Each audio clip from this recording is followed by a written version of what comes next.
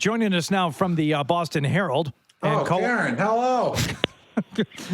Co-author of the story with Andrew Callahan today. It's Karen Guregian. Oh, Karen. Hello. Hi, Karen. Hello. and I am in Boston. So. Oh, okay. Yeah, are you in Boston? You in Boston? I am. Right. I am. Great job on the story this morning, and we were dissecting it earlier and talked a little bit more when Bert was here. But the whole notion of this is that I think it's the three adjectives you use at the beginning of the story. The 2022 Patriots. Turn your ringer off, Karen. Describing them as dysfunctional and broken and riddled with distrust. Did it seem that way all along, or did it take like in the aftermath and writing this with Andrew to like come to that conclusion? Well, I think we all saw what we saw, and I think at different points in the locker room, like when Kendrick Bourne spoke out, or when you saw an animated Mac, throw his hand back at Matt Patricia during games.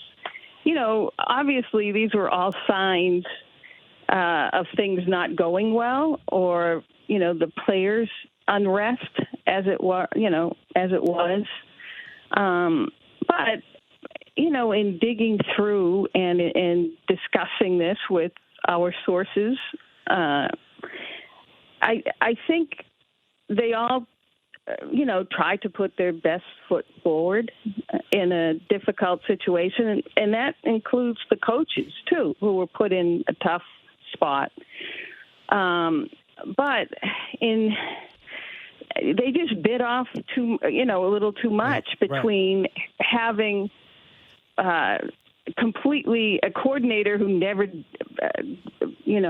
did offense before, never called plays before, then bringing in a completely new offense that neither Matt Patricia or Joe Judge had coached, and then introducing that and trying to coach it, it just seemed doomed from the start, even though, they gave it the old college try, but at one point it just became so dysfunctional that, they couldn't make chicken salad out of what. Yeah, right.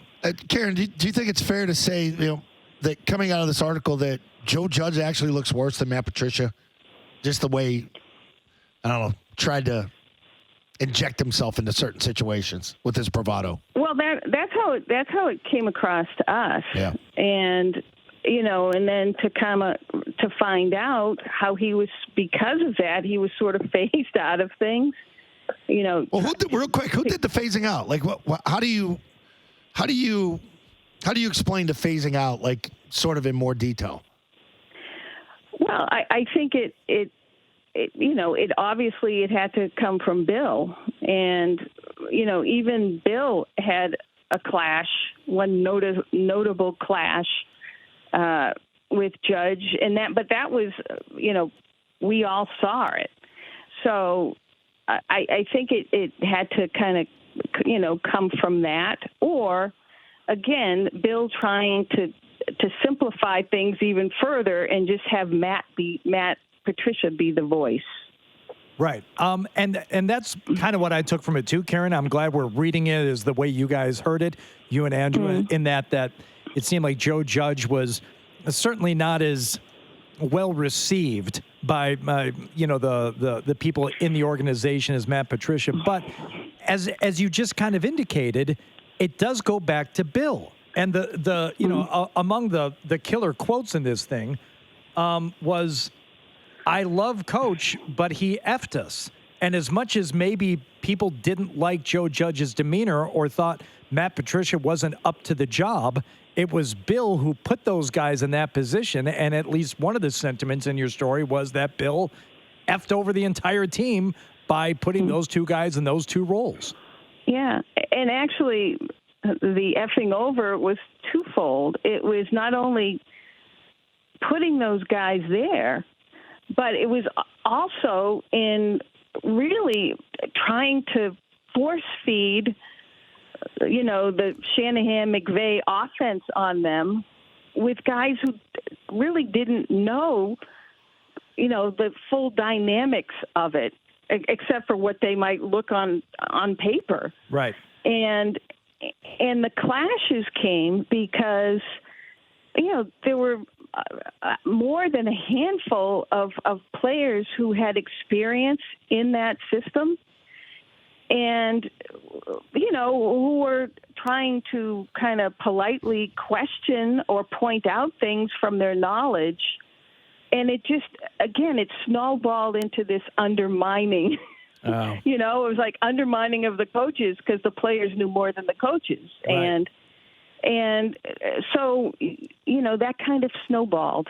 One of the things that Bert mentioned when he was here about along those same lines, Karen, whether you were trying to do a play from McVay or Shanahan, it's one thing to see it on film, it's one thing to see it on paper. But Bert said if neither one of those guys, Joe or Matt, could actually physically teach the techniques in order to run those plays, it's not just the X's and O's and the whiteboards, it's actually going out there and the intricacies and teaching it. Did you get that sense from any of the people that you talked to that was one of the real problems, those guys not being able to do the hands-on instruction to get some of these points across? Yeah, for sure. But then further problems developed because, so maybe they got the scheme down, but they didn't know how to react if a defense did a certain thing to counteract. Do you know what I'm saying? Oh, yeah. It's like, these schemes and offenses have rules. And the rule, if the defense does this, you do that. And the rule is if the defense does so-and-so, you react this way. There was no counter. There was no, they just didn't get to that part, or the coaches just didn't know that part. Do you, from the sources, and going back to when Mac was hurt, and the success Zappy had with what visually seemed like even more of a dumbed-down type offense than what they were attempting to do. Do you think that sort of split people as to what the reaction was going to be with Zappy and Jones at that time and question things? I think in that case, our understanding is that players were more upset with the position Mac was put in there in that particular game. Obviously when he couldn't play, Zappy had to play. And right. I mean, you couldn't help what happened after that. But just basically setting Mac up for that kind of. Well, it feels real quick. I don't mean to interrupt you here, but it feels like a lot of this is all like the 100% blame pie is put on Judge and Patricia and divided whatever you want. And Mac has, sort of gotten off here. Do you think more should have been put on Jones too to say it is what it is for this year? Well, put it this way. Well, I think ultimately the blame pie goes all the way to Bill, back to Bill. Sure. So that's number one. That's what he wanted. But I do think there was a feeling too that while they didn't put Mac in the best positions to succeed or to take off from what he did his first year, I think there was some feeling within the realm, that maybe Mac could have handled things a little more professionally. Do you think that bugged Bill, the way the quarterback reacted? Because after, Oh, for sure. Yeah. Yes. Okay. Yeah. I mean, again, you can almost have a little timeline for when Bill is gushing over Mac Jones early on, to when his answers became a little more tepid. And then, almost couldn't mention him by name. Right. And then like non-committal, is he your starter when he, so you can kind of draw the line and you can draw Bill's responses getting even more tepid with each little thing Mac may or may not have done from, I think the first one was like, he was going to help teach Joe Judge and they were going to learn together. That one probably didn't go over very well. to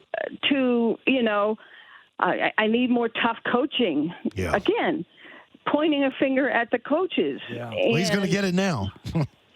Yeah. Well, and going forward, Karen. By the way, it's Karen Guregian here from the Herald on with us. Great story today. You and Andrew Callahan in the Herald this morning.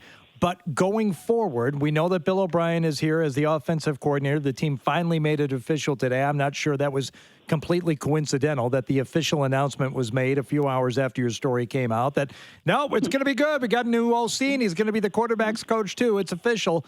But for Joe Judge and Matt Patricia, where do you think they end up? Well, that's a good question. I think with